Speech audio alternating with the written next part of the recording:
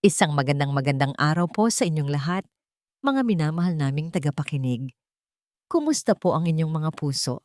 Samahan niyo po akong muli, ang inyong lingkod, sa isang panibagong kwentong ating susubaybayan. Isang kwentong magpapaalala sa atin na ang pag-ibig ay hindi laging isang hardin ng mga rosas. Sabi nila, ang tiwala ay parang isang mamahaling salamin. Kapag ito'y nabasag, maaari mo pang pulutin ang bawat piraso, ngunit hinding-hindi na maibabalik ang dati nitong kinis at anyo. Paano kung ang mismong pundasyon ng iyong pag-ibig, ang buhay na iyong itinayo, ay isa palang dambuhalang kasinungalingan? Halina't pakinggan natin ang kwento ni Liwayway. Nakatayo si Liwayway Almario sa gitna ng marangyang pagdiriwang. Sa ilalim ng mga kumikinang na ilaw ng chandelier na animoy mga bituing nahulog mula sa langit. Karga niya sa kanyang mga bisig ang pinakamahalaga niyang yaman, ang kanyang munting anghel na si Leo, na nagdiriwang ng unang kaarawan nito. Ang hangin ay puno ng halimuyak ng mga mamahaling bulaklak at pabango, at ang paligid ay umaalingaw-ngaw sa masayang tawanan ng mga bisitang nabibilang sa alta sosyedad ng Maynila. Ngunit para kay Liwayway, isa lang ang sentro ng kanyang mundo. Ang kanyang magiting na asawa, si Dante Montenegro. Pinagmasdan niya ito mula sa malayo. Nakikipag-usap si Dante sa ilang kasosyo sa negosyo. Ang tindig ay puno ng kumpiyansa. Ang ngiti ay kayang matunaw ang kahit sinong babae. Napakapalad niya. Isang simpleng guro mula sa Baryo Amihan, inangat at minahal ng isang lalaking tulad ni Dante. Para siyang si Cinderella na natagpuan ng kanyang prinsipe. Naalala niya ang unang araw na dumating si Dante sa kanilang baryo. Hindi ito mukhang isang bilyonaryo. Simple lang ang kasuotan nito, pero bakas ang pagkaginoo sa bawat kilos. Sinabi nitong napadaan lang, naghahanap ng lugar na mapagpapahingahan mula sa magulong buhay sa syudad. At sa gitna ng luntiang bukirin at sariwang hangin ng Baryo Amihan, natagpuan nito si Liwayway. Pinahanga siya ni Dante hindi sa yaman nito, kundi sa pagiging simple. Tinulungan siya nitong magbuhat ng mga libro, nakipaglaro sa kanyang mga estudyante, at umupo sa ilalim ng puno ng mangga habang siya'y nagtsatsaa. Ipinakita nito ang isang mundo kung saan ang pag-ibig ay payak at totoo. At ang pag-ibig na yon ay sinilyuhan sa ilalim ng isang matandang puno ng akasya, sa lugar kung saan sila unang nagkita. Lumuhod si Dante sa kanyang harapan, hindi nag-aalok ng kayamanan, kundi ng isang pangakong habang buhay. Liwayway, sabi nito, ang mga matay nagniningning. Hayaan mo akong maging pahinga mo sa lahat ng pagod ng mundo. Hayaan mo akong mahalin ka sa paraang hindi mo pa nararanasan. Pakasalan mo ako. At ngayon, habang pinagmamasdan niya ang kanyang perpektong pamilya sa gitna ng karangyaan, bumulong siya sa natutulog na si Leo. Ang swerte-swerte natin sa daddy mo, anak. Naisipan niyang hanapin si Dante para ibahagi ang sandaling yon ng purong kaligayahan. Ipinahabilin niya muna si Leo sa yaya nito at nagsimulang maglakad patungo sa kinaroroonan ng asawa. Ngunit wala na ito roon. Marahil ay pumasok sa kanilang silid-aklatan. Habang papalapit siya, narinig niya ang mga boses mula sa loob. Ang isa ay kay Dante. Ang isa pa ay pamilyar na boses ng isang babae. Si Mahalina Silang, ang matalik na kaibigan at business partner ni Dante. Bahagyang nakabukas ang pinto. Itutulak na sana niya ito nang marinig niya ang isang bagay na nagpatigil sa kanyang paghinga. Naiinip na ako, Dante. Kailan mo ba balak tapusin ang pagpapanggap na ito? Ang tila iritadong boses ni Mahalina. Narinig ni Liwayway ang pagbuntong hininga ni Dante. Konting tiis na lang, Maha. Alam mo namang kailangan kong panindigan ang kasunduan sa lolo. Isang malinis na asawa mula sa probinsya, isang tagapagmana. Ngayong nandito na si Leo, malapit nang mapasa akin ang lahat. Malinis, isang mapaklang tawa ang pinakawalan ni Mahalina. Sabihin mo, isang tanga. Hindi ba siya nagtataka kung bakit ang isang Montenegro ay magtitiyaga sa isang hamak na guro sa baryo? She's so naive. Akala niya siguro fairy tale ito. Ang bawat salita ay parang matatalim na bubog na tumutusok sa puso ni Liwayway.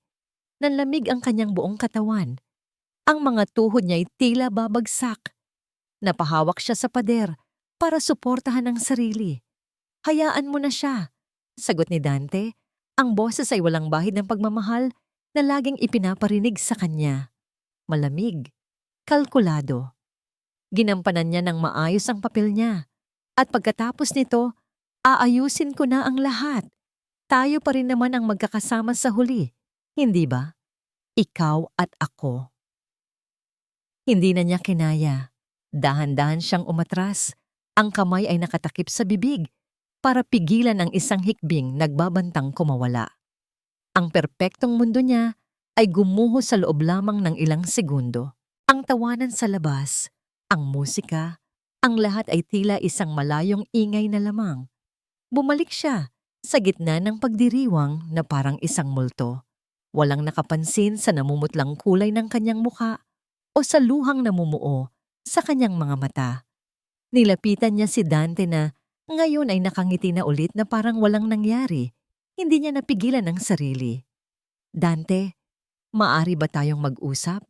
Nakita niya ang bahagyang pagkagulat sa mga mata nito, ngunit agad din itong ngumiti.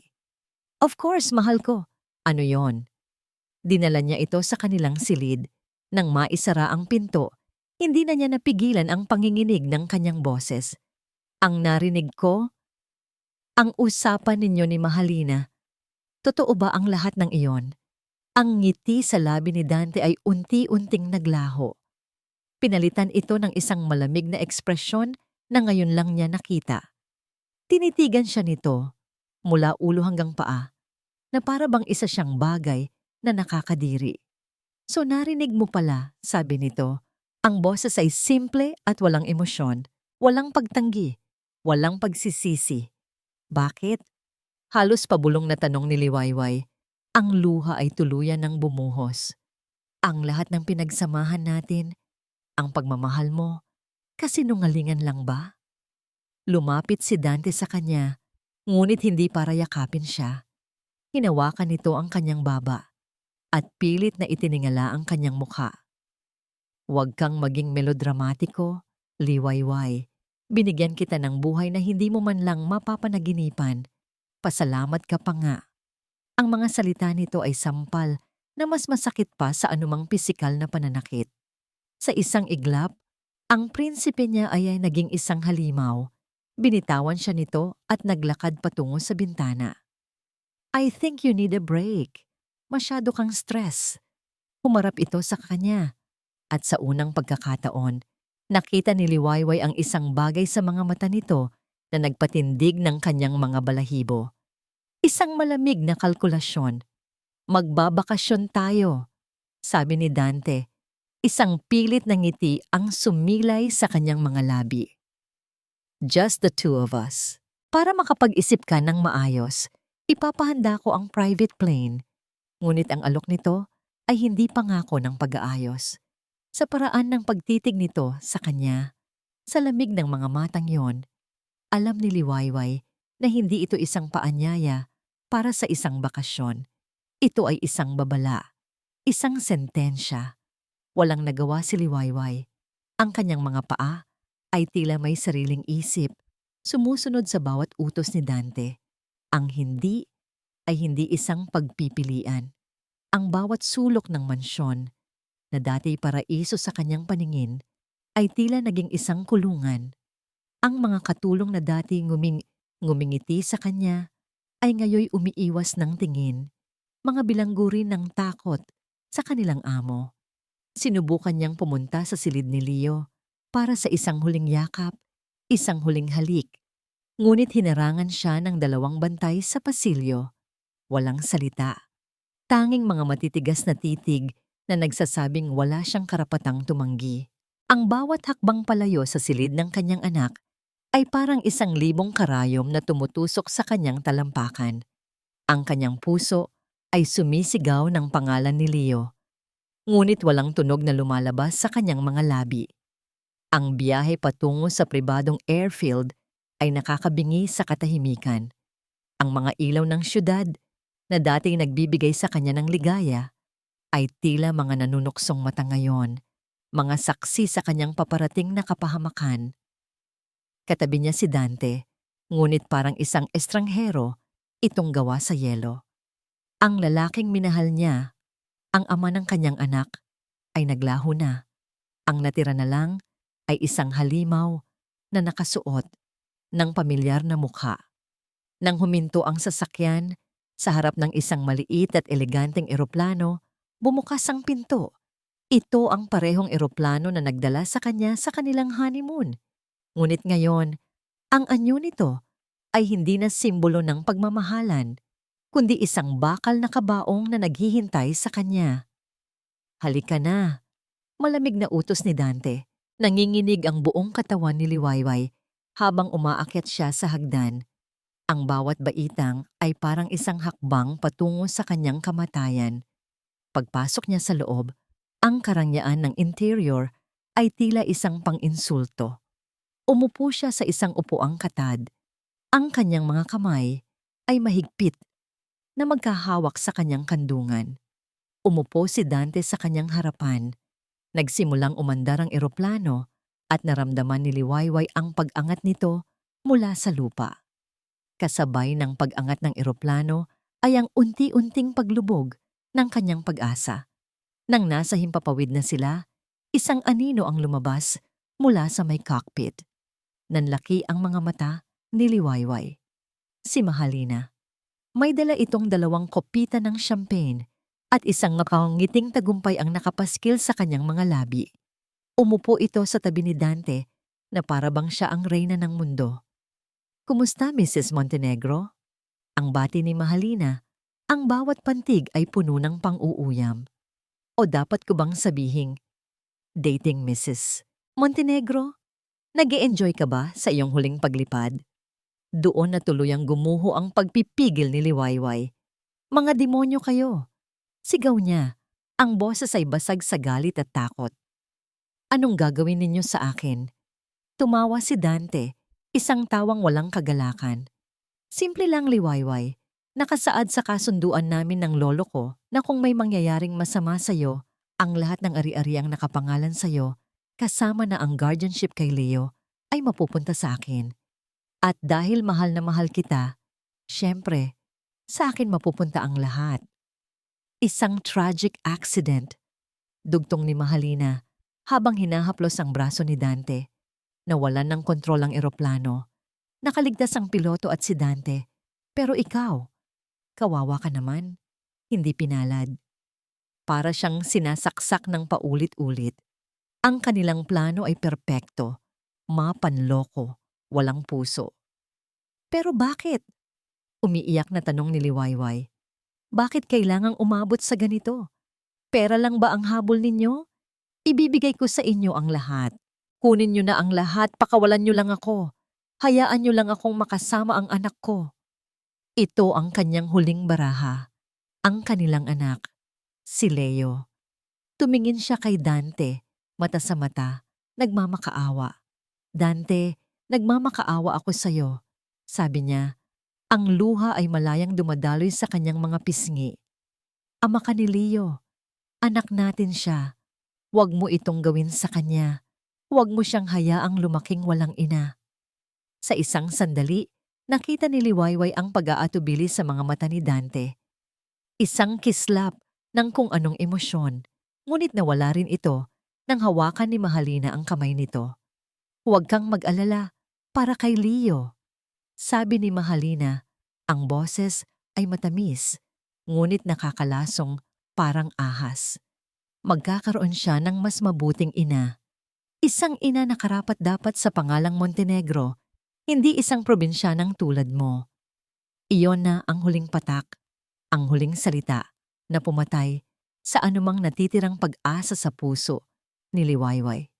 Bigla, Narinig niya ang isang malakas na pag-unlock. Isang malamig na hangin ang marahas na pumasok sa loob ng cabin. Ang pinto ng eroplano ay bumukas. Tumayo si Dante. Walang emosyon, walang awa. Lumapit ito sa kanya. Nagpumiglas si Liwayway. Sumigaw siya. Nagmakaawa. Iwinasiwas niya ang kanyang mga kamay at paa. Kumakapit sa kahit anong mahawakan. Ngunit mas malakas si Dante. Kinaladkad siya nito patungo sa bukana ng pinto. Ang ugong ng hangin ay nakakabingi. Ang lamig ay tumatagos sa kanyang mga buto. Dante, huwag! Ang kanyang huling sigaw. Hinawakan ni Dante ang kanyang mga balikat. Tinitigan siya nito sa huling pagkakataon. Ang mga matay kasing lamig ng hangin sa labas. Paalam, Liwayway. At sa isang malakas na tulak, naramdaman ni Liwayway ang pagkawala ng sahig sa ilalim ng kanyang mga paa. Nawalan siya ng hininga. Ang mundo ay umikot. Ang ingay ng eroplano ay unti-unting humina. Napalitan ng pagsitsit ng hangin sa kanyang tainga. Siya'y nahuhulog, isang maliit na tuldok sa kalawakan ng gabing madilim. Ang takot ay napalitan ng isang kakaibang katahimikan. Sa gitna ng kanyang pagbagsak, isang imahe lang ang malinaw sa kanyang isipan. Ang maamong mukha ng kanyang anak. Ang mga maliliit na kamay nito. Ang nangiti nitong walang muwang. Leo, anak ko. At pagkatapos, ang lahat ay nagdilim. Ang dagat ay galit. Nagdaang gabi, ibinuhos nito ang lahat ng kanyang puot. Ang mga alon ay dambuhalang mga kamay na humahampas sa dalampasigan ng Isla Hiraya.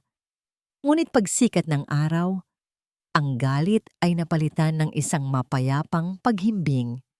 Ang natira na lang ay ang mga bakas ng kanyang bagsik, mga putol na sanga ng niyog, mga damong dagat, at iba pang basura na inanod mula sa kung saan.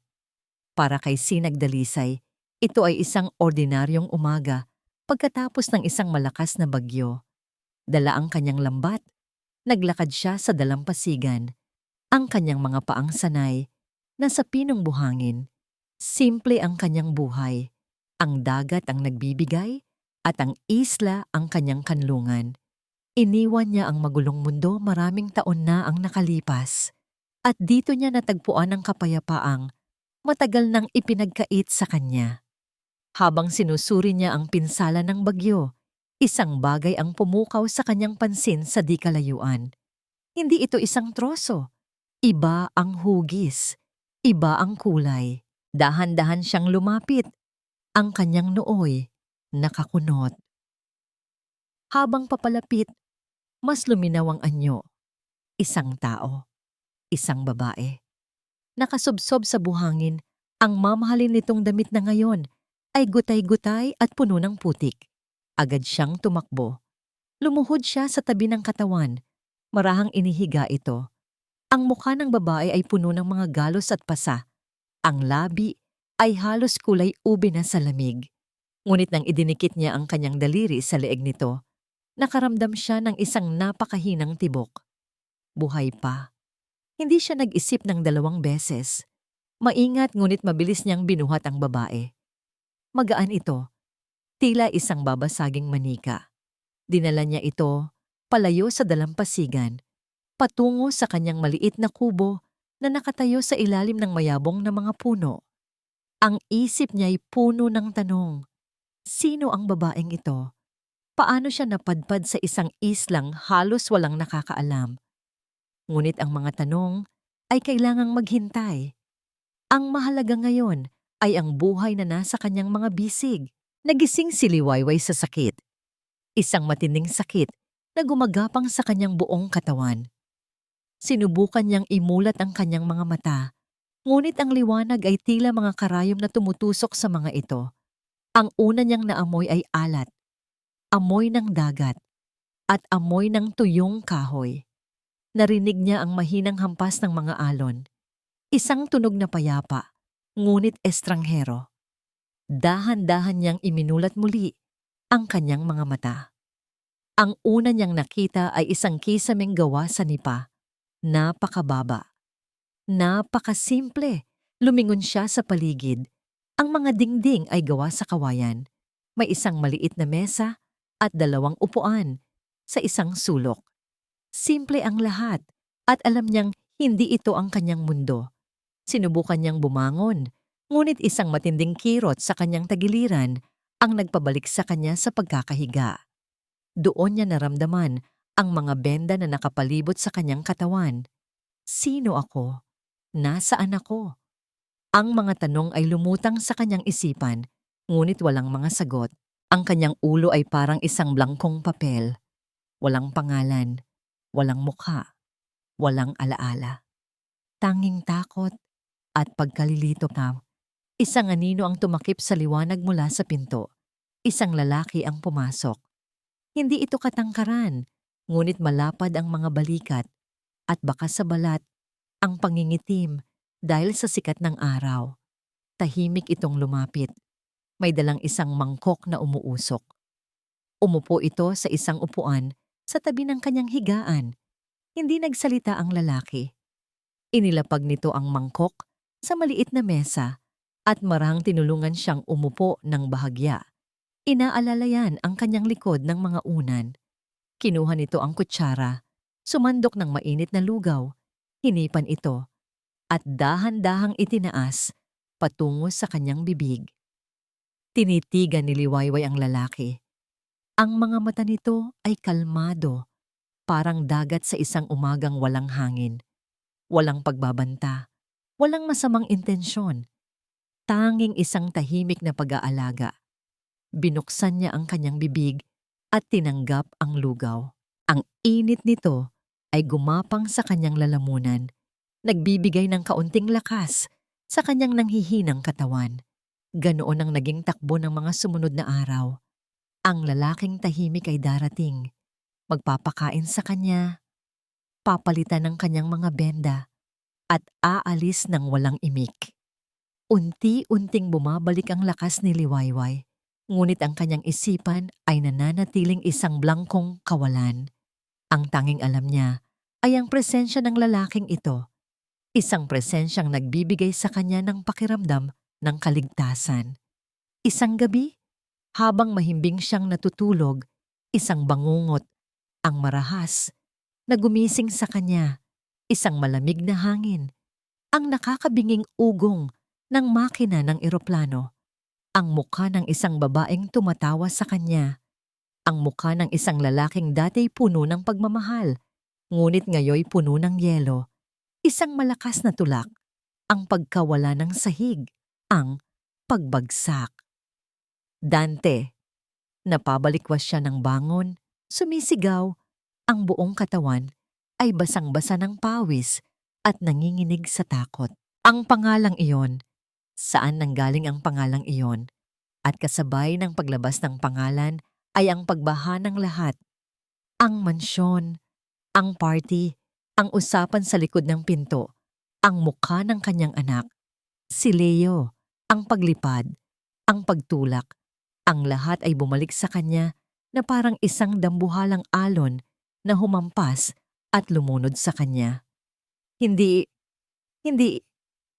humahagulgol na sabi ni Liwayway, niyayakap ang kanyang sarili.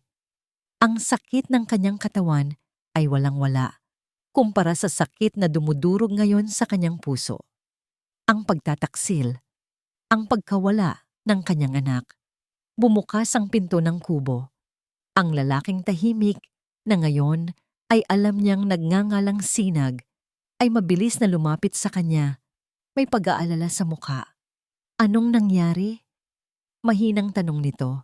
Ang unang beses na naririnig niya itong magsalita ng buo. Tumingin si Liwayway kay Sinag. Ang kanyang mga mata ay puno ng luha at desperasyon. Ang mukha nitong nagbibigay sa kanya ng kapayapaan ay ang tanging bagay na nakakapitan niya ngayon. Ang asawa ko. Umpisa niya. Ang bawat salita ay nabibibiyak ng kanyang mga hikbi. Ang anak ko. Kinuha niya ang anak ko. Tinulak niya ako. Mula sa eroplano, akala nila patay na ako. Hindi na niya matuloy. Ang kanyang katawan ay nayanig sa tindi ng kanyang pag-iyak.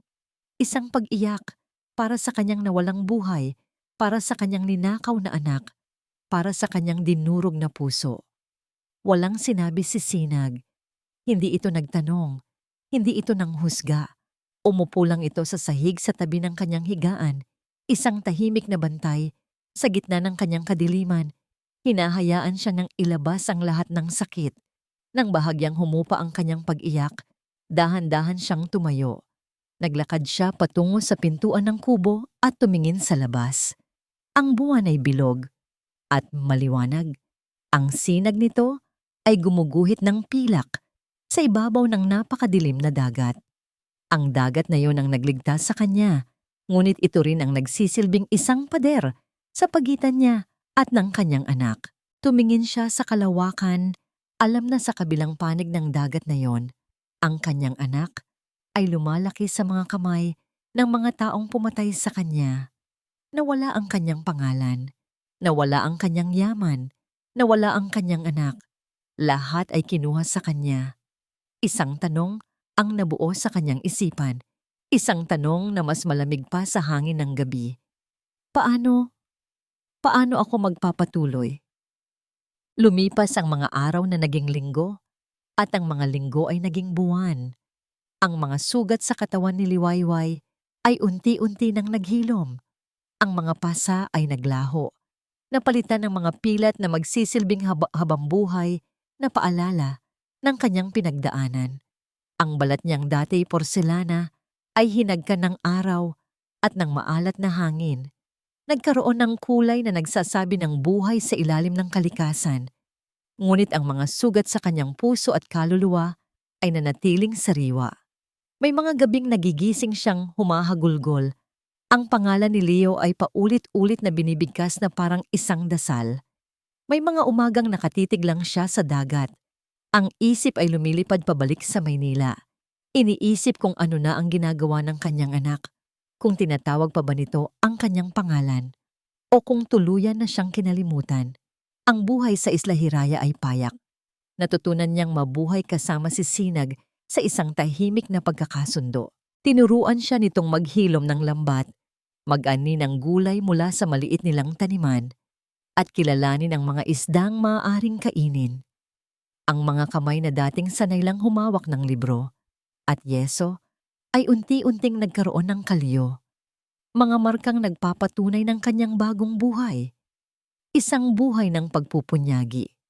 Isang hapon, habang nakaupo sa harap ng kubo at tinatahi ang punit sa damit, pinagmasdan niya ang kanyang mahabang buhok. Ito ang buhok na laging hinahaplos ni Dante, na sinasabi nitong tila sutla. Ito ang buhok na sumasayaw sa hangin noong mga araw na akala niya'y totoo ang kanilang pagmamahalan. Ang bawat hibla nito ay isang alaala ng kasinungalingan. Walang pag-aalinlangan. Tumayo siya. Pumasok siya sa kubo at kinuha ang matalim na kutsilyo na laging gamit ni Sinag sa paglilinis ng isda. Bumalik siya sa labas, umupo sa isang tuyong troso, at walang seremonyang sinimulang putulin ang kanyang buhok. Ang makakapal at itim na hibla ay isa-isang nalaglag sa buhanginan, parang mga patay na ahas. Walang luha, walang emosyon, isang malamig na determinasyon lamang. Nang matapos siya, ang dati hanggang baywang niyang buhok ay hanggang balikat na lamang. Simple, praktikal. Isang buhok na hindi na pag-aari ng mga alaala ni Dante Montenegro. Hindi nagkomento si Sinag nang makita siya nito. Tumingin lang ito, tumango ng bahagya, at ipinagpatuloy ang kanyang ginagawa. Sa kanilang dalawa, ang mga salita ay hindi kailangan. Ang pag-unawa ay dumadaloy sa katahimikan, ngunit may mga sandaling ang katahimikan ay binabasag ng isang masakit na katotohanan. Isang araw, habang naglalakad siya sa kabilang dulo ng dalampasigan, nakakita siya ng isa sa iilang pamilyang nakatira sa isla. Isang ina na masayang nakikipaghabulan sa kanyang maliit na anak na lalaki. Ang tawa ng bata, dalisay at malakas, ay parang isang kidlat na tumama sa dibdib ni Liwayway. Bigla nanikip ang kanyang puso. Ang imahe ni Leo ay buong linaw na lumitaw sa kanyang isipan. Ang maliliit nitong kamay, ang mapupungay na mata, ang bango nitong parang gatas. Hindi niya kinaya. Mabilis siyang tumalikod at halos takbuhin ang daan pabalik. Nagtago sa likod ng isang malaking puno ng niyog. Doon, sumandal siya at hinayaang bumuhos ang mga luhang kanina pa niya pinipigilan. Isang pag-iyak na walang tunog para lamang sa kanya. Ang sakit ng pangungulila ay napakatindi. Isang pisikal na kirot na halos magpabuwal sa kanya. Natagpuan siya ni Sinag doon. Nakaupo sa buhangin, yakap-yakap ang kanyang mga tuhod. Hindi ito nagtanong. Umupo lang ito sa tabi niya. Inabutan siya ng isang bunga ng buko na may butas na para inuman. Ang pighati ay parang lason. Mahinang sabi ni Sinag, nakatingin sa dagat. Ito ang pinakamahabang narinig niyang sinabi nito. Maari mo itong inumin araw-araw, umaasang ang kaaway mo, ang siyang mamamatay, o maari mo itong gawing pataba para sa isang bagong binhi na itatanim mo. Ang mga salita ni Sinag ay tumagos sa puso ni Liwayway. Tama siya. Ang pagluluksa at pag-iyak ay hindi magbabalik sa kanyang anak. Ang pananatili sa ilang ito habang buhay ay hindi magbibigay ng hustisya. Nang gabing iyon, hindi siya makatulog. Tumayo siya at lumapit sa isang basag na salamin na nakasabit sa dingding ng kubo. Tinitigan niya ang kanyang refleksyon sa ilalim ng liwanag ng gasera. Ang babaeng nakatingin pabalik ay hindi na si Liwayway Almario, ang simpleng guro mula sa Baryo Amihan. Ang mga mata nito ay hindi na puno ng inosenteng pangarap, kundi ng sakit at karimlan. Ang mukha nito ay mas payat, mas matigas. Patay na si Liwayway Almario. Bulong niya sa kanyang refleksyon. Namatay siya sa eroplanong yon, kasama ng lahat ng kanyang mga pangarap. Kailangan niya ng bagong pangalan. Isang pangalang magpapaalala sa kanya, hindi ng kanyang kahinaan, kundi ng kanyang dahilan para lumaban. Lira, sabi niya. Sinusubukan ang tunog nito sa kanyang dila. Isang pangalang maikli, matigas, at malayo sa malambot na liwayway. Ako si Lira. Kinabukasan, may bagong liwanag sa mga mata ni Lira. Ang kalungkutan ay naroon pa rin. Ngunit nababalutan na ito ngayon ng isang matibay na baluti ng determinasyon. Habang naghahanda siya ng agahan, bumalik si Sinag mula sa pangingisda. Dala ang ilang huling isda. Gaya ng dati, ang mga ito'y nakabalot sa isang lumang pahayagan na nakuha nito mula sa isang bihirang pagbisita sa pinakamalapit na bayan. Inilapag ni Sinag ang mga isda sa mesa. Habang tinatanggal ni Lira ang balot, isang larawan sa kupas at kulay dilaw na pahina ang pumukaw sa kanyang pansin. Nabitawan niya ang hawak na isda. Ito ay isang larawan ni Dante. Ang mukha ay nakasimangot na parang nagluluksa. At sa tabi nito ay si Mahalina, nakahawak sa braso ni Dante na parang isang mapagmahal na taga-suporta. Ang litrato ay malaki, nasa pangunahing pahina, at ang headline sa itaas nito ay tila isang suntok sa kanyang sikmura. Trahedya sa Himpapawid, eroplano ng bilyonaryo. Bumagsak. Asawa, nasa sawing kasama, nanginginig ang mga kamay ni Lira habang binabasa niya ang mga salita. Isang aksidente. Iyon ang ipinalabas nila. Isang kasinungalingan na tinanggap ng buong mundo.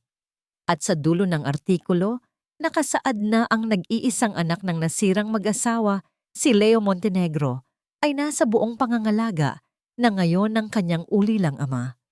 Hindi pighati ang kanyang naramdaman, hindi rin takot, kundi apoy. Isang nagngangalit na apoy na nagsimulang magliyab mula sa kaibuturan ng kanyang kaluluwa. Isang apoy na tumupok sa lahat ng natitirang bakas ng kahinaan at nag-iwan ng isang bagay lamang, ang nagbabagang pagnanais para sa hustisya. Ang lumang pahayagan ay nanatiling nakalatag sa mesa, isang paalala ng malupit na kasinungalingang ipinakain sa buong mundo. Hindi ito inalis ni Lyra. Hinayaan niya itong manatili roon. Isang bukas na sugat, isang gatong na nagpapanatili sa apoy, na nagliliyab sa kanyang dibdib. Hindi na siya iiyak.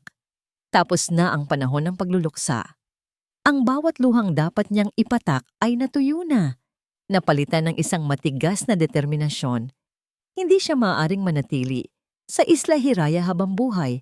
Nagtatago na parang isang duwag. Kailangan niyang bumalik. Kailangan niyang bawiin ang kanyang anak. Kailangan niyang harapin ang mga taong sumira sa kanyang buhay. Ngunit paano? Isa lamang siyang babaeng walang pangalan, walang pera, walang kapangyarihan. Si Dante Montenegro ay isang Diyos sa kanyang mundo, napapaligiran ng mga abogadong kayang baluktutin ang katotohanan at bilhin ang hustisya. Kung babalik siya ngayon para lang siyang isang langgam na susubukang bumangga sa isang dambuhalang truck, kailangan niya ng sandata. Isang sandata na mas matalas kaysa sa pera, mas makapangyarihan kaysa sa impluensya. Kailangan niya ng kaalaman. Sinag. Tawag niya isang gabi, habang ang lalaki ay nag-aayos ng sirang lambat sa labas ng kubo. Kailangan ko ng tulong mo. Tumingala ito. Ang mga matay nagtatanong sa ilalim ng liwanag ng buwan. Sa Maynila, may mga bagay ba doon na hindi kayang bilhin ng pera? Tanong niya. Ang boses ay seryoso. Matagal bago sumagot si Sinag. Mayroon, sabi nito. Ang katotohanan. Ngunit madalas, kailangan mo ng kapangyarihan para maipakita ito sa lahat. Kung gayon, sabi ni Lyra, ang kanyang mga kamao ay nakakuyom. Kailangan kong kunin ang kapangyarihang yon. Ang batas. Kailangan kong pag-aralan ang batas. Nakita niya ang pagkagulat sa mga mata ni Sinag. Marahil ay iniisip nitong nababaliw na siya. Isang babaeng nasa gitna ng kawalan, nangangarap maging isang abogada. Hindi siya pinagtawanan ni Sinag. Sa halip, tinitigan siya nito ng matagal, na para bang sinusukat ang bigat ng kanyang mga salita. Seryoso ka ba dyan? Kailanman ay hindi pa ako naging ganito kaseryoso sa buong buhay ko. Mariing sagot ni Lyra. Ito lang ang tanging paraan. Kinabukasan, umalis si Sinag bago pa man sumikat ang araw. Wala itong sinabi kung saan pupunta. Maghapon siyang nag-alala, iniisip kung iniwan na ba siya nito dahil sa kanyang mga imposibleng pangarap. Ngunit nang papalubog na ang araw, natanaw niya ang papalapit na bangka ni Sinag. Pagbaba nito, may dala itong isang malaking kahon na maingat na nakabalot sa plastik. Inilapag niya ito sa loob ng kubo. Nang buksan niya ito, hindi makapaniwala si Lyra sa kanyang nakita. Isang lumang laptop at isang maliit na device para sa internet. Ipinagpalit ko ang ilan sa mga perlas na naipon ko. Mahinang sabi ni Sinag na tila nahihiya. Hihiya pa. Hindi ito bago at mahina ang signal dito, pero siguro pwede na to para makapagsimula ka. Nang gabing iyon, sa unang pagkakataon sa loob ng maraming buwan,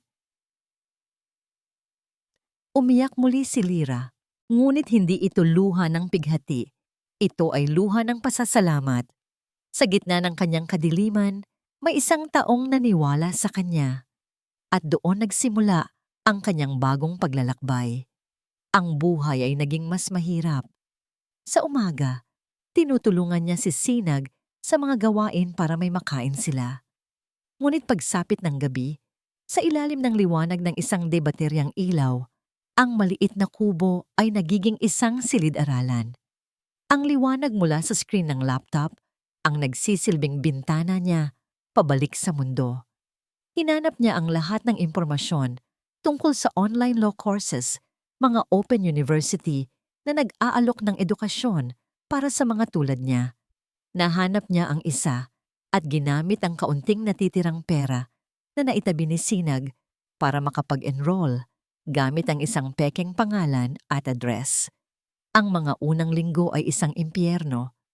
Ang signal ng internet ay parating nawawala, lalo na kapag umuulan. Kailangan niyang umakyat sa pinakamataas na bahagi ng isla para lang makakuha ng mas malinaw na koneksyon at ma-download ang kanyang mga babasahin. Ang mga terminolohiyang legal sa Ingles ay parang isang bagong lengguwahe na kailangan niyang pag-aralan. May mga gabing halos sumuko na siya, ang utak niya ay pagod, at ang mga matay nanlalabo sa pagbabasa. Ngunit sa tuwing nararamdaman niya ang pagod, tinitingnan niya ang lumang pahayagan na idinikit niya sa dingding ng kubo. Tinititigan niya ang ngingising-ngising mukha ni Mahalina at ang mapagpanggap na anyo ni Dante. At higit sa lahat, ipinipikit niya ang kanyang mga mata at ginugunita ang mukha ng kanyang anak. At ang pagod ay napapalitan muli ng determinasyon. Nagpatuloy siya. Nagbasa siya habang nagbibilad ng isda. Nagkabisado siya ng mga kaso habang nagtatanim ng kamote. Ang batas ay naging kanyang pagkain, kanyang hangin, kanyang lahat. Naging matalik na kaibigan niya ang konstitusyon, ang civil code, ang revised penal code. Ang bawat artikulo ay isang bala, ang bawat kaso ay isang pagsasanay. Sisinag ang kanyang tahimik na suporta. Ito ang naghahanap ng paraan para laging may karga ang kanilang mga ilaw, ang nag-aakyat ng pagkain para sa kanya kapag nalilimutan na niyang kumain. Hindi ito nagtatanong, ngunit nakikita ni Lyra sa mga mata nito ang paghanga at respeto. Isang gabi, pagkatapos ng halos 1 taon ng walang tigil na pag-aaral, dumating ang resulta ng kanyang unang malaking pagsusulit online. Nanginginig ang kanyang mga kamay habang binubuksan niya ang email. Napasigaw siya sa tuwa. Isang sigaw na umalingaw-ngaw sa katahimikan ng isla. Pasado siya. Hindi lang pasado, kundi isa sa mga pinakamataas ang nakuha. Lumabas siya ng kubo, hawak ang laptop. Nakita niya si Sinag na nakaupo sa dalampasigan. Lumapit siya at ipinakita rito ang resulta. Tiningnan ito ni Sinag at sa unang pagkakataon, isang tunay na ngiti ang sumilay sa mga labi nito. Isang nanangiting nagpainit sa puso ni Lyra. Isang maliit na tagumpay. Ngunit para sa kanya, ito ang lahat. Ito ang patunay na kaya niya. Ito ang unang hakbang. Tumingin siya sa karagatan, sa direksyon kung nasaan ang Maynila. Ang dating pader na naghihiwalay sa kanyang anak ay tila isa ng ngayong daan na kanyang tatahakin. Malapit na, anak. Bulong niya sa hangin. Hintayin mo lang si Mama. Babalik ako. Habang nag-aayos siya ng kanyang mga digital na files sa laptop, isang folder na may pangalang Montenegro Corp ang kanyang binuksan. Bahagi ito ng kanyang pag-aaral, ang alamin ang lahat tungkol sa imperyo ng kanyang kaaway. Scroll lang siya, nang scroll sa mga listahan ng mga subsidiary companies, mga board members, at mga nakaraang kaso. Isang pangalan sa listahan ng mga kumpanyang nalugi dahil sa acquisition ng Montenegro Corp ang pumukaw sa kanyang pansin. Pamilyar ito. Dalisay Trading. Napatingin siya kay Sinag na nag-aayos ng bangka di kalayuan. Sinag, tawag niya. Itong Dalisay Trading, may alam ka ba tungkol dito? Nakita niya ang pagtigil ni Sinag sa ginagawa nito. Dahan-dahan itong lumingon at ang nangiti na kanina lang ay nasa mga labi nito ay ganap na naglaho. Pinalitan ito ng isang anino ng sakit at puot na ngayon lang niya nakita. Ang pangalang Dalisay Trading ay nanatiling nakalutang sa hangin, mabigat at puno ng kahulugan. Ang katahimikang bumalot sa kanilang dalawa ay mas maingay pa kaysa sa ugong ng mga alon. Ang anino na dumaan sa mukha ni Sinag ay hindi naglaho. Sa halip, ito'y kumalat. Nilamon ang kalmadong ekspresyon na laging naroon. Dahan-dahan itong naglakad, palapit kay Lyra. Hindi ito tumingin sa laptop. Sa halip, ang mga mata nito ay nakatitig sa malayong abot tanaw na para bang may isang masakit na alaala na pinapanood nitong muli. Ang Dalisay Trading, umpisa ni Sinag, ang boses ay bahagyang paos, tila nagmula sa isang napakalalim na balon ng pighati. Iyon ang buhay ng aking ama. Ang pangarap niya, ang lahat sa amin. Umupo ito sa buhanginan, sa tabi ni Lyra.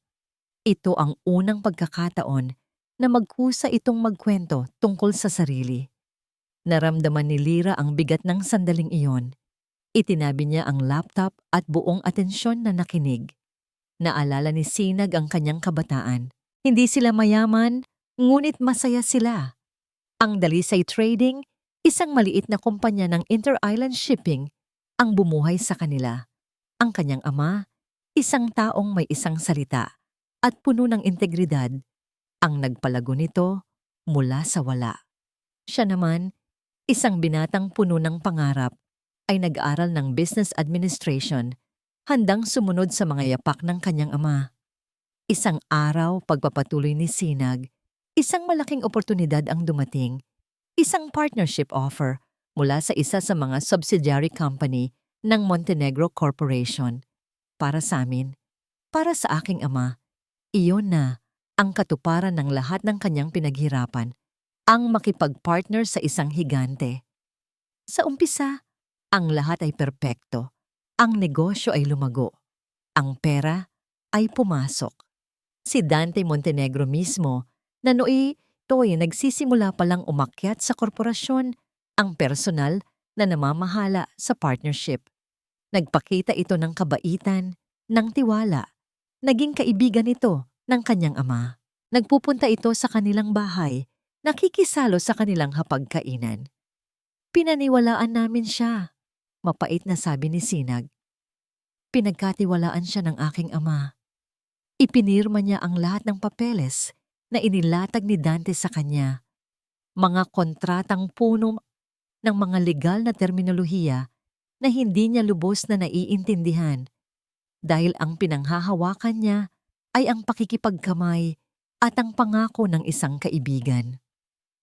Ngunit ang lahat ay isang patibong, isang pain, nang nasa kamay na ni Dante ang kontrol sa operasyon at ang tiwala ng kanilang mga kliyente.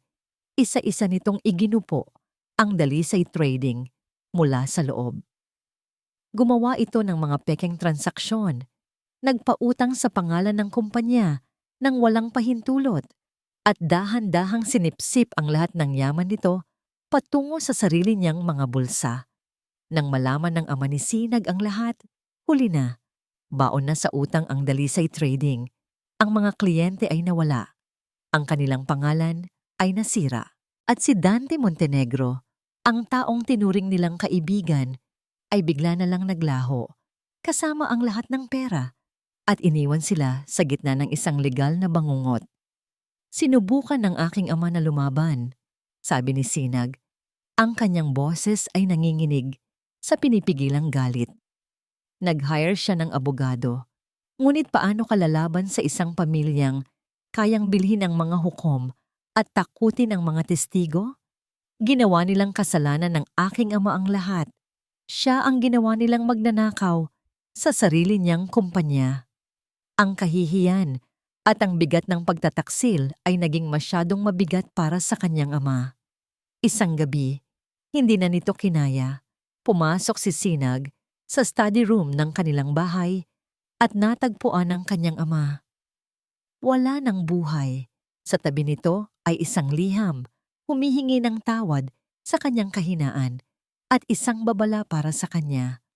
Huwag mong lalabanan ng mga Montenegro. Masyado silang makapangyarihan. Tumakas ka na lang, anak.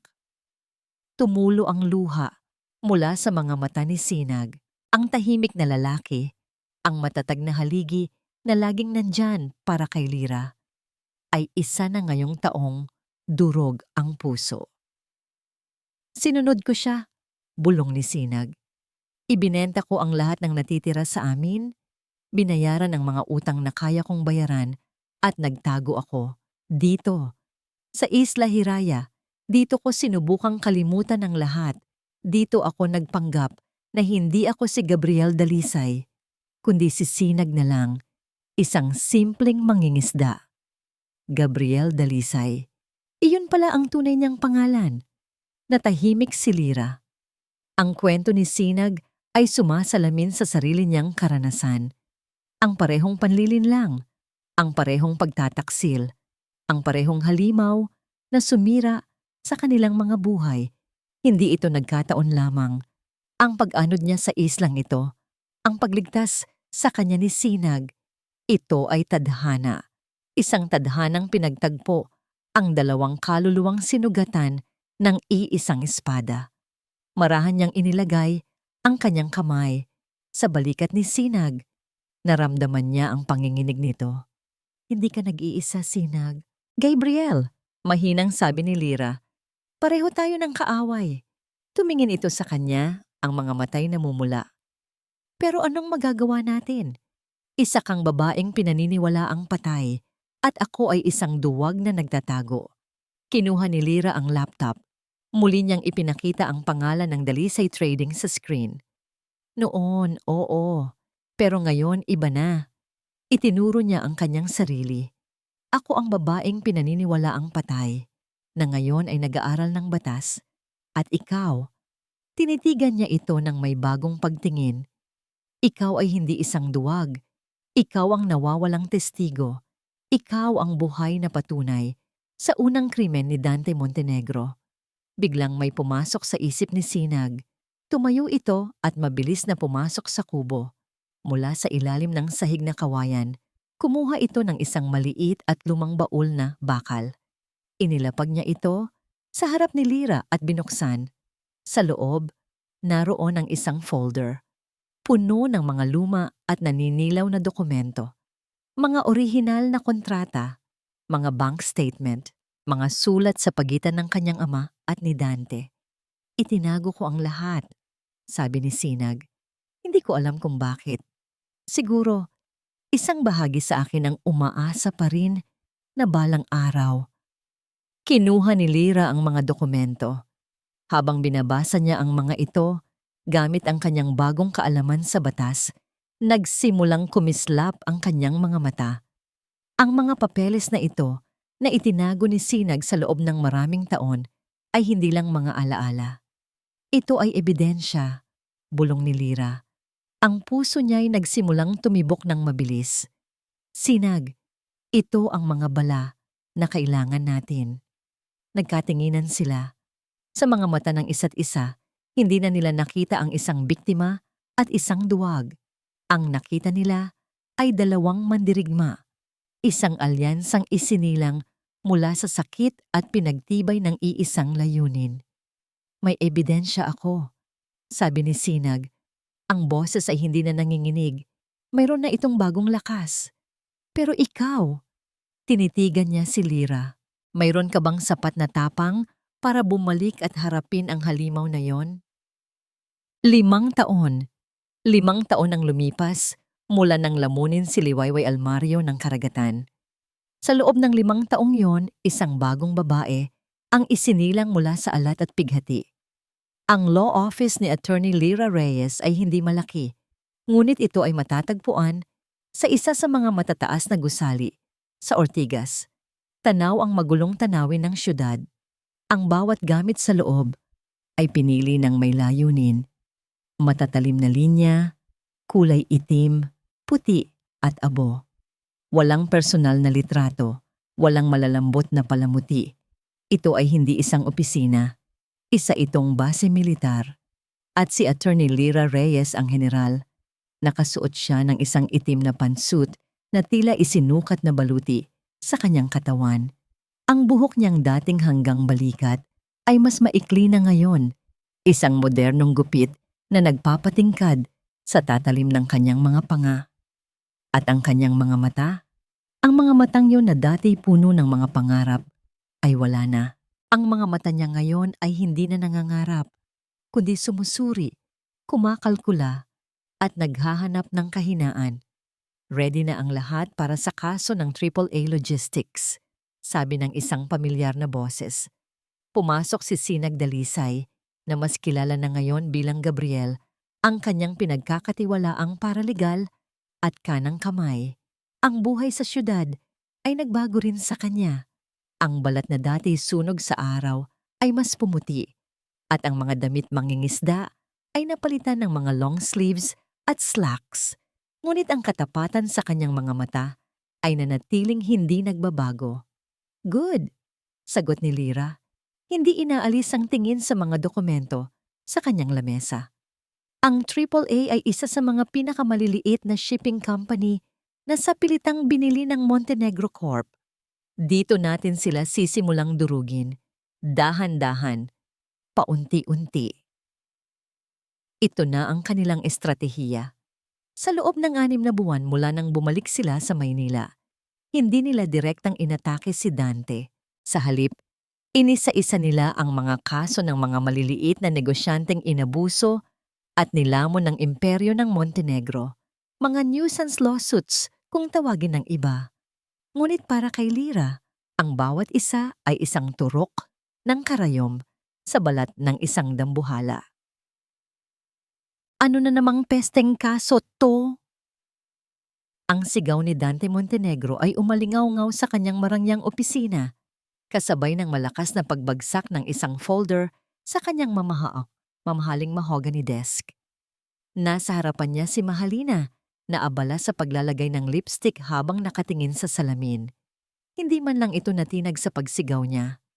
Sa loob ng 5 taon, ang dati nag-aalab nilang pag-iibigan ay napalitan ng isang malamig na partnership. Nakuha nila ang lahat ng gusto nila, pera, kapangyarihan, ngunit kasama nito ay isang lason, ang kawalan ng tiwala. Isa na namang maliit na kumpanya ang nagdedemanda. Sagot ni Mahalina, ang boses ay kalmado, ngunit may bahid ng panunukso.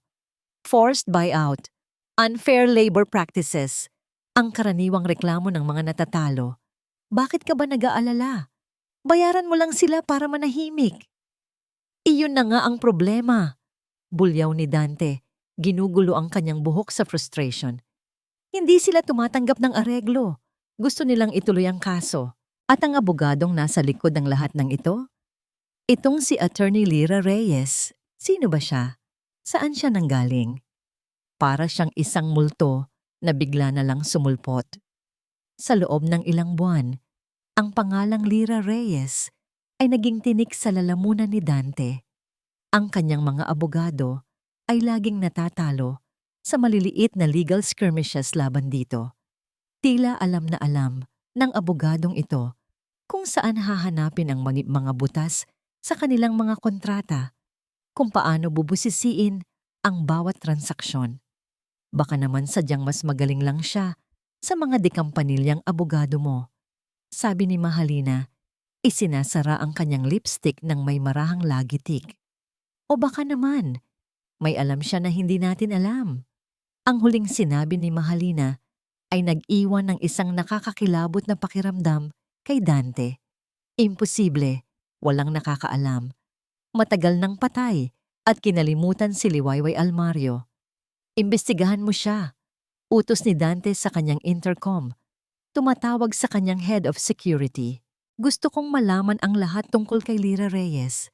Ang pamilya niya, ang pinag-aralan niya, kung ano ang almusal niya. Lahat. I want an update by tomorrow. Pinagplanuhan nila ang lahat ng mabuti. Ang paglikha sa pagkatao ni Lira Reyes ay naging metikuloso. Isang ulila na lumaki sa isang malayong probinsya. Nag-aral sa pamamagitan ng scholarship at nagsumikap para maging abogada. Ang kanilang backstory ay malinis at halos imposibleng kwestiyunin. Nagsisimula na siyang mag-imbestiga, sabi ni Gabriel, habang tinitingnan ang isang program sa kanyang laptop. May mga sumusubok i-access ang records mo sa law school. Hayaan mo sila, sagot ni Lira. Isang malamig na ngiti ang sumilay sa kanyang mga labi. Wala silang makikita. Ang kailangan nating gawin ngayon ay magpatuloy sa plano. Oras na para makita niya ang multong hinahanap niya. Kinabukasan, sadya siyang nagpunta sa lobby ng isang 5-star hotel kung saan alam niyang may meeting si Dante. Nagpanggap siyang may hinihintay. Nagbasa siya ng isang magazine, ngunit ang kanyang mga mata ay alerto at ang kanyang mga pandinig ay handa. At dumating nga si Dante, napapaligiran ng kanyang mga alipores. Ang tindig nito ay pareho pa rin, arogante, makapangyarihan. Naramdaman ni Lira ang pagbilis ng tibok ng kanyang puso, isang halo ng galit, takot at pananabik. Pinakalma niya ang kanyang sarili. Ikaw si Lira, bulong niya sa sarili. Hindi si Liwayway. Nang dumaan ito sa kanyang harapan, sinadya niyang tumayo at hindi sinasadyang nabangga ito. Ang mga papel na hawak niya ay nagsilaglagan sa sahig. "Oh, I'm so sorry," sabi niya. Ang boses ay professional at bahagyang nahihiya. "Watch where you're—" Natigilan si Dante nang magtama ang kanilang mga mata. Ilang segundo. Iyon lang ang kailangan ni Lira. Tinitigan niya ito. Ipinakita ang mukha niyang hinubog ng panahon at sakit. Ngunit may bahid pa rin ng nakaraan. Nakita niya ito sa mga mata ni Dante. Ang pagkunot ng noo. Ang bahagyang panlalaki ng kanyang mga mata. Isang kislap ng pagkalito ng isang pamilyar na pakiramdam na hindi nito mailagay sa lugar. "Pasensya na po talaga, Mr. Montenegro," sabi ni Lira habang mabilis na pinupulot ang kanyang mga papel. Tumayo siya at tumango bago mabilis na naglakad palayo. Iniiwan si Dante na nakatayo roon, nakatitig sa kanyang likuran. Alam ni Lira na nagtagumpay siya. Ang binhi ng pagdududa ay naitanim na. Gabi. Nasa kanyang opisina si Dante, umiinom ng alak. Hindi mawala sa isip niya ang babae sa hotel. Pamilyar ang kanyang mga mata. May kung anong kirot na dumaan sa kanyang dibdib nang magtama ang kanilang paningin. Biglang tumunog ang kanyang telepono. Ang kanyang private investigator. "Sir, may nakuha na po ako," sabi ng boses sa kabilang linya. Mahirap po siyang halongkatin. Malinis ang record. Pero may isang bagay po akong nakita. Isang lumang litrato mula sa isang scholarship foundation na tumulong sa kanya. Medyo malabo po pero ipadala mo sa akin. Ngayon na, utos ni Dante. Ilang sandali pa, isang notification ang lumabas sa kanyang computer. Isang email na may attachment.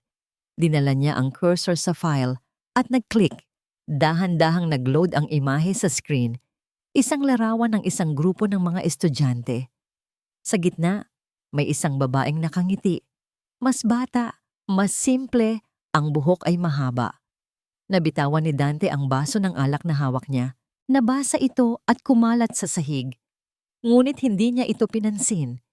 Ang kanyang mga mata ay nanlalaki. Nakatitig sa screen. Ang kanyang paghinga ay bumibilis. Ang dugo sa kanyang katawan ay tila nagyelo. Ang mukha sa lumang litrato, ang mukha ng batang iskolar na nagngangalang Lira Reyes, ay walang iba kundi ang mukha ng babaeng 5 taon na niyang pinaniniwalaang patay. Ang mukha ni Liwayway. Ang katahimikan sa penthouse office ni Dante ay nakakabingi. Ang tanging maririnig lang ay ang mahinang tunog ng basag na kristal na kanyang natatapakan at ang sarili niyang mabilis at mababaw na paghinga.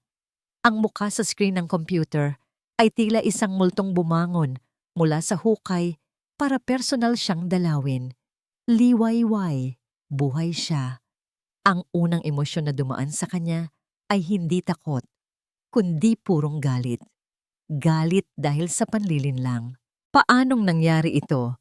Paanong nakaligtas ang babaeng yon sa isang tiyak na kamatayan? At ngayon, nagbabalik siya, hindi bilang isang nagmamakaawang biktima, kundi bilang isang matalas na abogadong unti-unting sumisira sa kanyang imperyo. Ang attorney Lira Reyes ay si Liwayway Almario. Ang lahat ay nagkaroon ng saysay. Ang kaalaman nito sa mga butas ng Montenegro Corp. Ang tapang nitong banggain siya. Ang pamilyar na titig sa hotel. Isang malamig na pawis ang bumalot sa kanyang noo. Ang galit ay mabilis na napalitan ng takot. Isang primal na takot na matagal na niyang hindi naramdaman. Kung buhay si Liwayway, alam niya ang lahat. Alam niya ang tangkang pagpatay. At kung malalaman ito ng publiko, hindi lang ang kanyang kumpanya ang babagsak, siya mismo. Mabubulok siya sa kulungan. Kinapa niya ang kanyang telepono sa ibabaw ng lamesa. Ang mga kamay ay nanginginig. Kailangan niyang tawagan si Mahalina. Kailangan nilang mag-usap. Ngunit ano ang sasabihin niya? na ang multo ng kanilang kasalanan ay nagkatawang tao at handa ng maningil sa isang iglap. Isang ideya ang pumasok sa kanyang isip, isang ideyang madilim at desperado. May isang bagay pa siyang hawak, isang alas, ang kanilang alas. Tumayo siya at mabilis na lumabas ng opisina. Ihanda ang sasakyan. Utos niya sa kanyang sekretarya. Uuwi ako. Hindi siya umuwi sa mansyon kung saan sila nakatira ni Mahalina. Nagpahatid siya sa isang mas maliit, ngunit mas marangyang bahay sa isang eksklusibong subdivision. Ang bahay kung saan niya itinira ang kanyang nag-iisang anak. Pagpasok niya, sinalubong siya ng isang batang lalaki na may malalaking bilugang mata. 6 na taong gulang na si Leo. Ang kanyang buhok, ang kanyang ilong, lahat ay nakuha kay Dante. Ngunit ang mga matang iyon ay puro liwayway. Daddy, masayang bati ng bata at tumakbo para yakapin ang kanyang mga binti. Sa unang pagkakataon, tinitigan ni Dante ang kanyang anak hindi bilang isang tagapagmana, kundi bilang isang bagay, isang kasangkapan, isang panangga. Nasa gitna si Lyra ng pag-aaral sa mga ebidensya ni Gabriel nang tumunog ang kanyang pribadong telepono. Isang numerong hindi rehistrado. Nag-alinlangan siyang sagutin ito, ngunit may kung anong nag-udyok sa kanya. Hello? Sagot niya. Ang boses ay kalmado at propesyonal. Isang sandali ng katahimikan. At pagkatapos, isang boses mula sa kanyang bangungot ang nagsalita. 5 taon na liwayway. Akala ko nalunod ka na. Ang malamig na boses ni Dante. Napatigil sa paghinga si Lyra. Hinigpitan niya ang hawak sa telepono. Ang kanyang mga buto sa daliri ay namumuti. Wala nang liwayway. Mariin niyang sagot. At wala kang karapatang tawagan ako sa numerong ito. Isang mapaklang tawa ang kanyang narinig. Huwag na tayong maglokohan. Alam ko na ang lahat. At hahangaan sana kita sa iyong pagbabalik kung hindi lang dahil sa isang maliit na bagay na naiwan mo. Biglang may ingay sa kabilang linya. Isang boses ng bata. Daddy, sino yan? Pwede na po ba tayong maglaro? Nanigas si Lyra sa kanyang kinauupuan. Ang boses na yon, kahit 6 na taon na ang lumipas, kahit mas malaki na, kilalang kilala niya ang boses na yon. Ang boses ng kanyang anak. Leo. Halos pabulong niyang sabi. Ang pangalan ay tila isang hiwa sa kanyang lalamunan. Naririnig mo ba siya, liwayway? Sabi ni Dante, ang boses ay puno ng tagumpay. Napakabait na bata at kamukhang-kamukha mo siya, lalo na ang mga mata. Gusto mo ba siyang makausap? Huwag mong idamay ang anak ko dito, Dante. Sigaw ni Lyra. Ang lahat ng kanyang pinaghirapang kontrol ay gumuho sa isang iglap. Ang abogadong bakal ay nawala. Ang natira ay isang ina na natatakot para sa kanyang anak. Ako? Idadamay siya? Tanong ni Dante na para bang siya ang biktima. Ikaw ang nanggugulo, liwayway. Kaya heto ang deal. Itigil mo ang lahat ng kaso, lahat ng ito. Umalis ka ng bansa. Magtago ka sa kung saang butas ka man nanggaling at kalimutan mo na si Leo. Kapag ginawa mo yan, mananatili siyang ligtas. Pero kapag nagmatigas ka, alam mo naman siguro na marami ng aksidenteng nangyari sa paligid ko. Ang banta ay malinaw at mabigat. Bigyan mo ako ng panahon para mag-isip, sabi ni Lyra. Sinusubukang pakalmahin ang nanginginig niyang boses. Mayroon kang 24 na oras, sagot ni Dante at ibinaba ang telepono. Nabitawan ni Lyra ang kanyang cellphone. Bumagsak ito sa sahig, ngunit hindi niya ito pinansin. Nakatitig lang siya sa kawalan. Ang kanyang mukha ay blangko.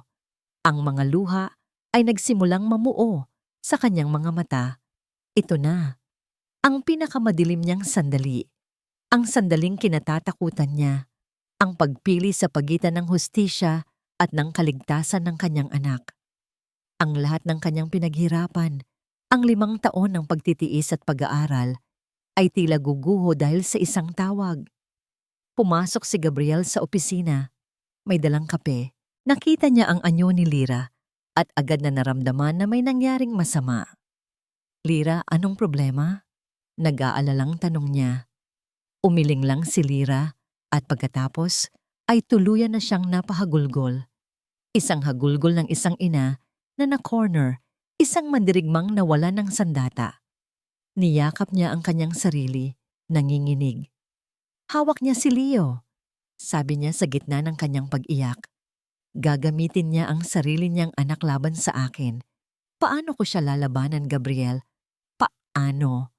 Lumapit si Gabriel at hinawakan ang kanyang mga balikat. Hinintay niya itong kumalma ng bahagya. Tandaan mo, Lira, mahinahon, ngunit mariing sabi ni Gabriel. Inaasahan na natin ito. Alam nating gagamitin niya ang lahat ng paraan para pigilan ka. Ito ang kanyang huling baraha. Tumingin si Lira sa kanya, ang mga matay puno ng kawalan ng pag-asa. Pero anak ko siya. At yun mismo ang dahilan kung bakit kailangan mong lumaban, sabi ni Gabriel. Ang kanyang mga mata ay nag-aalab. Hindi para sa paghihiganti, hindi para sa akin o sa aking ama, kundi para kay Leo. Para hindi siya lumaki sa ilalim ng anino ng isang halimaw. May plano tayo para dito, Lira. Huwag kang bibitaw ngayon. Ngayon ka namin pinakakailangan. Ang mga salita ni Gabriel ay parang isang sampal na gumising kay Lira. Tama siya. Ang pagsuko ngayon ay nangangahulugang iiwan niya si Leo sa mga kamay ni Dante habang buhay. Iyon ang tunay na pagkatalo. Pinunasan niya ang kanyang mga luha. Ang panginginig ng kanyang katawan ay huminto. Ang abogado ay nagbalik, mas matigas, mas galit kaysa dati. Ang takot ay napalitan ng isang mapanganib na determinasyon. Dinampot niya ang kanyang telepono at muling tinawagan ang numero ni Dante. Nang sagutin ito, nagsalita si Lira. Ang kanyang boses ay hindi na nanginginig. Ito ay malamig, matigas, parang yelo. Sige Dante, sabi niya. Magkita tayo, pero hindi para sumuko. Isang sandaling katahimikan. Magkita tayo sa korte. Ang courtroom ay parang isang Roman Colosseum. Ang hangin ay mabigat sa tensyon. Bawat bulong ay tila isang hudyat ng paparating na laban.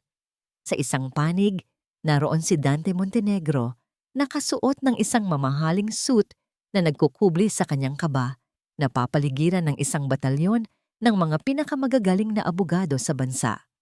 Sa tabi niya ay si Mahalina. Ang mukha ay isang perpektong maskara ng kumpiyansa.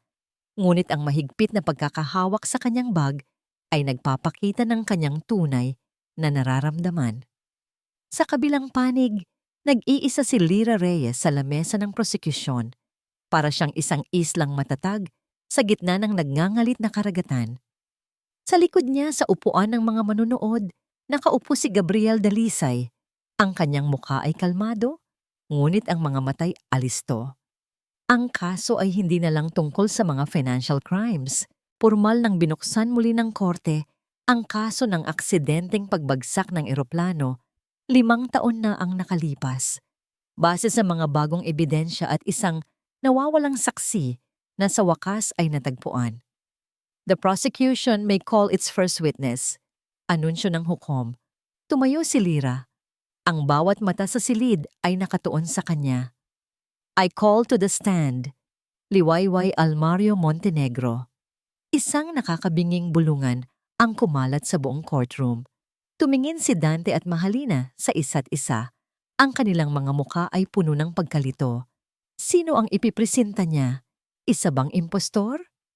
Ngunit sa halip na may ibang tumayo, si Lira mismo ang naglakad mula sa lamesa ng prosekusyon patungo sa witness stand. Bago umupo, humarap siya sa hukom. Your Honor, I am Lira Reyes, the legal counsel. But today, I am also Liwayway Almario, the victim. I wish to testify on my own behalf. Ang gulat sa courtroom ay halos nahahawakan. Ito ay isang legal na maniobrang hindi inaasahan, matapang at mapanganib. At doon, sa ilalim ng panunumpa, isinalaysay ni Lira, ni Liwayway ang lahat.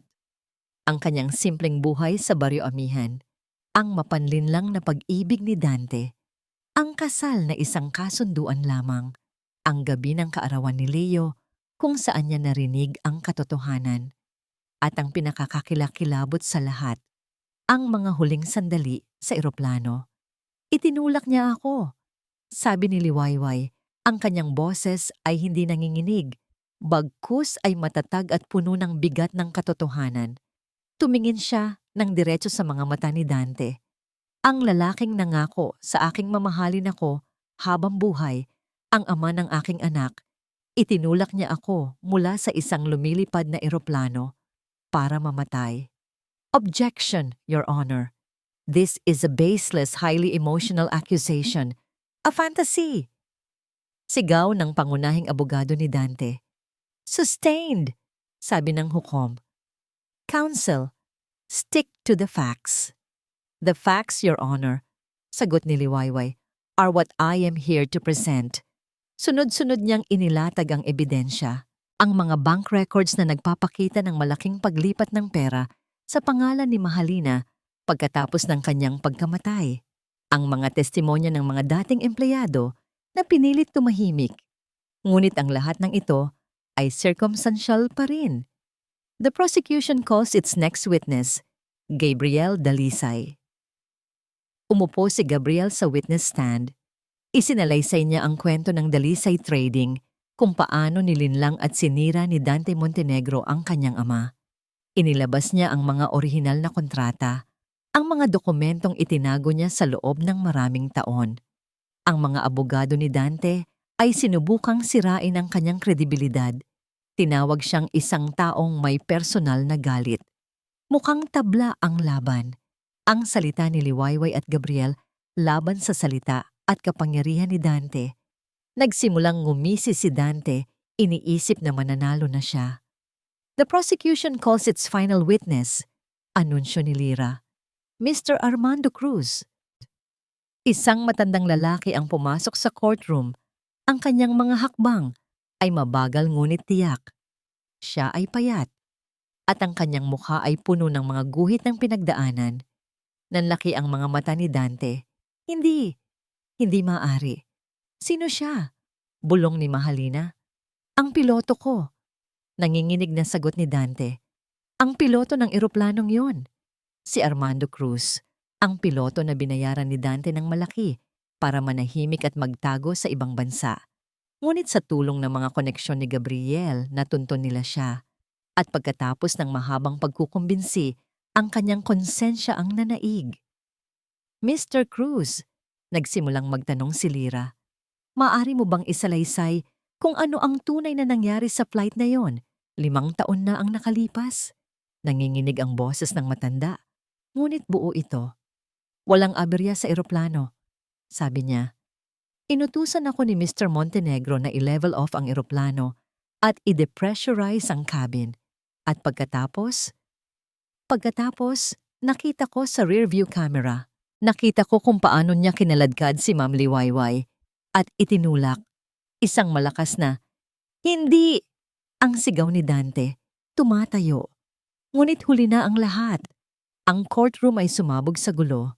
At doon, sa gitna ng kaguluhan, isang bagay na mas hindi inaasahan ang nangyari.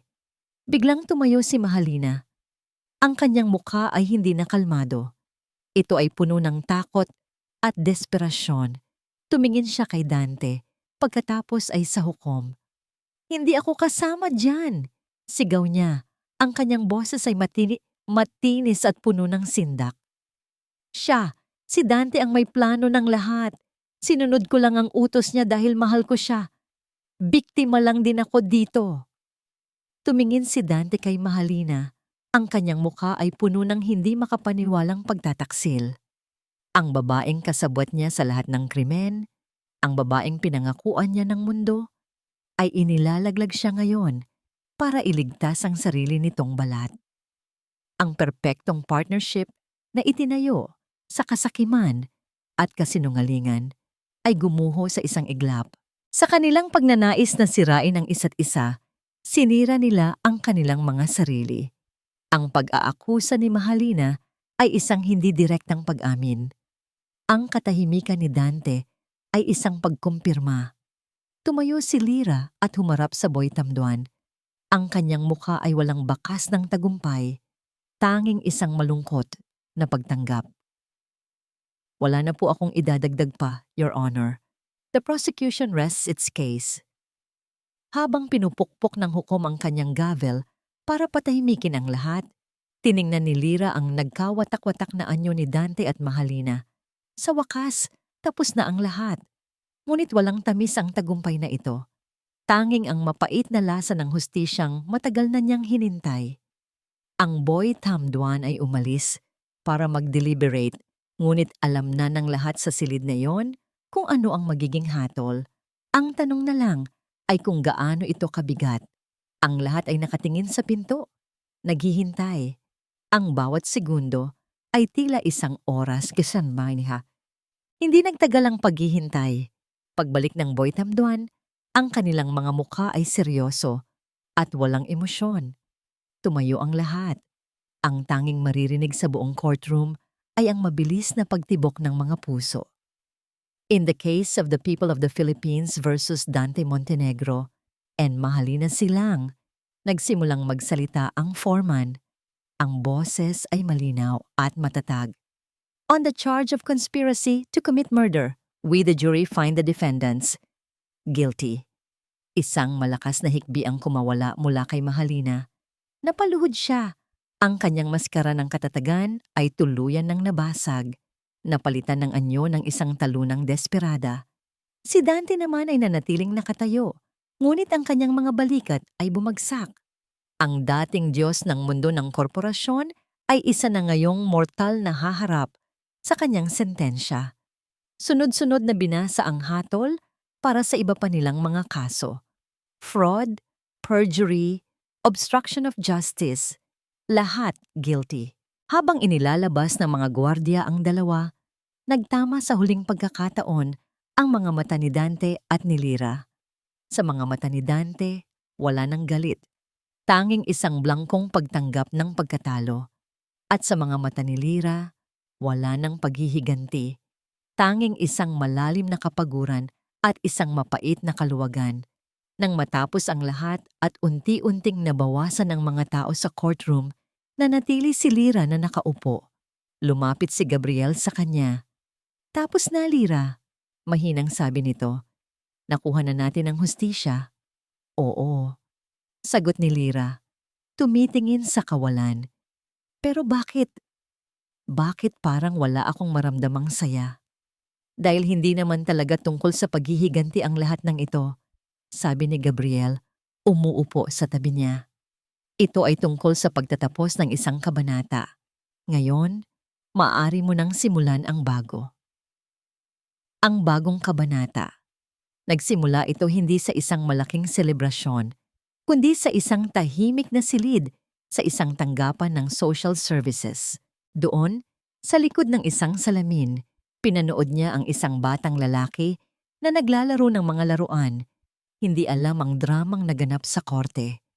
Si Leo, ang kanyang puso ay kumabog ng napakabilis. 6 na taon. 6 na taon ng mga ninakaw na yakap, mga ninakaw na halik, mga ninakaw na sandali. Isang social worker ang lumapit sa kanya. Handa na po ba kayo, ma'am? Tumango si Lyra. Sinusubukang pigilan ang mga luhang nagbabadyang tumulo. Dahan-dahan siyang pumasok sa silid, narinig ng bata ang pagbukas ng pinto at lumingon ito. Tinitigan siya nito ng kanyang malalaking, bilugang mga mata, ang mga mata ni Liwayway. Ngunit ang mga matang iyon ay hindi nagpakita ng pagkilala. Tanging pagtataka ng isang estranghero, isang kirot ang tumagos sa puso ni Lyra. Siyempre, isa lang siyang larawan sa isipan ng isang sanggol. Ngayon, isa na siyang ganap na estranghero. Lumuhod si Lyra para maging kapantay niya ang bata. Hello, sabi niya. Ang boses ay nanginginig. Ako si Lyra. Ikaw po ba ang bago kong mommy? Inosenteng tanong ng bata. Ang salitang bago ay parang isang sundang. Ngunit nilunok ni Lyra ang sakit. Hindi anak, sabi niya. Ang mga luha ay tuluyan ng bumagsak. Ako ang dati mong mama at nandito ako para sunduin ka. Uuwi na tayo. Hindi agad na intindihan ni Leo. Ngunit nang makita nito ang luhang dumadaloy sa pisngi ni Lyra, isang bagay sa kaibuturan ng kanyang alaala, ang tila nagising. Lumapit ito at idinampi ang kanyang maliit na kamay sa pisngi ni Lyra na para bang pinupunasan ang mga luha, isang kilos na laging ginagawa nito noong sanggol pa lamang. At sa sandaling iyon, niyakap ni Lyra ang kanyang anak ng napakahigpit. Ibinubuhos ang lahat ng pangungulila at pagmamahal na kinimkim niya sa loob ng 6 na taon. At sa kauna-unahang pagkakataon, naramdaman niyang muli siyang buo. Bumalik sila sa Isla Hiraya. Hindi para magtago, kundi para maghilom. Dinala ni Lyra si Leo sa dalampasigan kung saan siya unang napadpad. Dinala niya ito sa kubo kung saan siya muling natutong mabuhay. Ikinuwento niya rito, sa paraang maiintindihan ng isang bata, ang tungkol sa mga alon na nagligtas sa kanya at sa isang mabuting mangingisda na tumulong sa kanya. Kasama nila si Gabriel na piniling sumama muna sa kanila, hindi bilang paralegal, kundi bilang isang kaibigan, isang pamilya. Isang hapon, habang masayang naglalaro si Leo sa dalampasigan, nag-uusap sina Lyra at Gabriel habang nakaupo sa isang troso. Ano na ang plano mo ngayon? Tanong ni Gabriel. Maaari kang maging isa sa mga pinakamalaking abogado sa bansa. Tumingin si Lyra sa kanyang anak na tumatawa habang hinahabol ang maliliit na alon. Isang ngiti ang sumilay sa kanyang mga labi, isang ngiting totoo at payapa na matagal nang hindi nakikita sa kanya. Ang pangalang Lyra Reyes ay isang sandata, sabi niya. Ginampanan niya ng maayos ang kanyang misyon, pero oras na para magpahinga siya. Tumingin siya kay Gabriel. Gusto kong bumalik sa pagiging liwayway. Hindi ang liwayway na mahina at nagpapaloko, kundi isang liwayway na natuto, lumaban at nanalo. Gagamitin ko ang aking kaalaman sa batas, hindi para sa malalaking korporasyon, kundi para sa mga tulad natin noon, mga taong maliliit na inaapi at nangangailangan ng boses.